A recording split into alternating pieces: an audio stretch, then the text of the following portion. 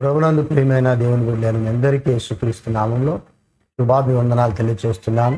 ఈరోజు మన వాగ్దానము, బలాఢ్యులు చెరపట్టిన వారు సహితము విడిపింపబడుదురు. బలాఢ్యులు చెరపట్టిన వారు సహితము విడిపింపబడుదు. యెషయా 49:25. యెషయా 49:25 చదువుదాం, చూడండి. యెహోవా ఇలాగు సెలవిచ్చుచున్నాడు, బలాఢ్యులు చెరపట్టిన వారు సహితము విడిపింపబడుదురు. భీకరులు చెరపట్టిన వారు విడిపింపబడుదురు. నీతో యుద్ధము చేయు వారితో నేనే యుద్ధము చేసేదను, నీ పిల్లలను నేనే రక్షించేదను. అంటే ఇది నా వాగ్దానం చాలా గొప్పది. ఈ యొక్క అధ్యాయం అంతా కూడా ఇశ్రాయేలు పునరుద్ధరణ గురించి రాయబడిన మాటలకు కనబడతాయి. చెరలో నుండి, అణచివేత నుండి తాము విడుదల పొందడం సాధ్యమేనా అని దేవుని ప్రజలు సందేహించి ఉండవచ్చు. కానీ అయితే దేవుడైతే ఏమంటున్నాడు? దేవుడు తాను వారిని విడిపించడానికి మాత్రమే కాక వారిని చెరపట్టిన వారిని తగిన శిక్ష విధించడానికి కూడా సమర్థుడని స్పష్టపరుస్తూ వచ్చినాడు. నన్ను విడిపించడమే కాదు, ఎవరైతే చెరపట్టారో, ఎవరైతే లోపరుచుకున్నారో, ఎవరైతే బంధించారో, ఎవరైతే యుద్ధంలో జయించినట్టుగా కనబడుతున్నారో వారందరినీ కూడా జయించ సమర్థుడై ఉన్నాడని తెలియజేస్తున్నాడు. అందుకే మన కొరకు, మన నిమిత్తం యుద్ధం చేయవాడు ఆయనే. కాబట్టి ఆయన సమర్థుడు. 51వ అధ్యాయం, ఇదే యెషయా గ్రంథము 51:22. నీ ప్రభువు యెహోవా తన జనుల నిమిత్తం వ్యాజ్యమాడు, నీ దేవుడు ఇలాగు సెలవిచ్చుచున్నాడు, ఇదిగో తూలిపడ చేయు పాత్రను, నా క్రోధ పాత్రను నీ చేతిలోండి తీసివేసి ఉన్నాను, నీవికను దానిలోనిది త్రాగవు. కాబట్టి దేవుడే నిన్ను నన్ను రక్షించేవాడు, కాపాడేవాడు, తోలిపోకుండా, జారిపోకుండా, పడిపోకుండా కాపాడేవాడుగా ఉన్నాడు. ఇర్మియా గ్రంథము 50వ అధ్యాయము 4వ.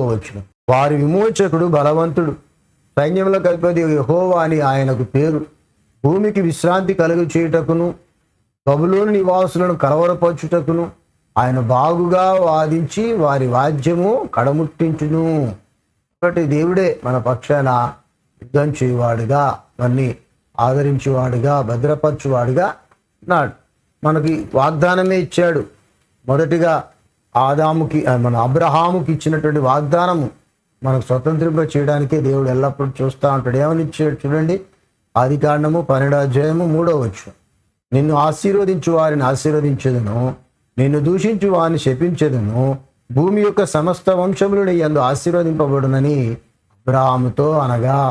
కాబట్టి భూమి యొక్క సమస్త వంశాలు అబ్రహాముతో ఆశీర్వదింపబడినని వాగ్దానం ఇచ్చాడు. అది నేటికి మన పక్షాన జరుగుతూనే ఉన్నది.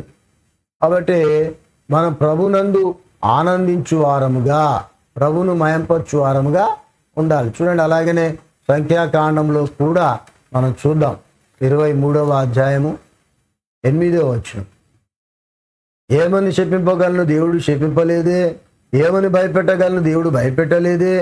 బెట్టల శిఖరం నుండి అతన్ని చూచుచున్నాను, కొండల నుండి అతన్ని కనుగొనుచున్నాను. ఇదిగో ఆ జనం ఒంటిగా నివసించును, జనములలో లెక్కింపబడరు. నిజంగా వారి గురించి శపించమని బిలాం ఎంతగా ప్రయత్నం చేసిన బాలాకు మాత్రం దీవిస్తూనే వచ్చాడు. మొదటి దీవెనే ఇది.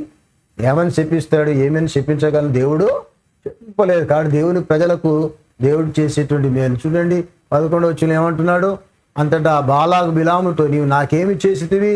నా శత్రువులను శపించడం నేను రప్పించింది, అయితే నీవు వారిని పూర్తిగా దీవించితివనెను. కాబట్టి ఎంతమంది ప్రయత్నం చేసినా దేవుని బిడ్డలకు జరగనిది ఏంటంటే శాపం రాదు.